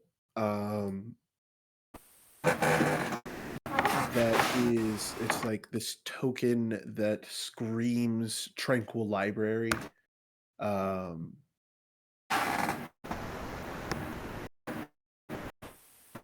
No, wait, hold on. And you see a dark void like aura cover Rondo, and then it shimmers away. Rondo, you have unlocked the Shadow of the Hunt, as well as one other feature that you'll have to explore at the end of another long rest. Mm. This is what you see. This is the statue of the eagle. But the Shadow of the Hunt allows you to obscure your presence while you are in combat, so that when you hunt, as long as you are wearing a robe or a poncho, for example, you can basically cloak yourself in some minor camouflage, even in urban settings, uh, to be able to attack foes from afar. And any enemy that tries to detect you while you are like this suffers a -5 to any roll to find you. Alrighty. Uh, Gee golly, that seemed pretty useful. yeah, Nice. I wasn't ever really one to use that shadowy ability, but maybe you'll get more luck from my other one. Try it out next time when you're surrounded by a couple of people. I think you'll find it right, fella. Now, if you don't mind, I'm gonna go sip whiskey to stang off this bruised ego of mine. I'll get out of my dungeon now. And he snaps his fingers, and there's another flash and wave of blue light, and you are shunted to the Trial of Steel, which is where we'll pick up next time. Where Kai Nice. has rejoined us. Hey, Kai. That is not me foreshadowing. If Kai's not here, I will find a way for Kai to be somewhere. Okay.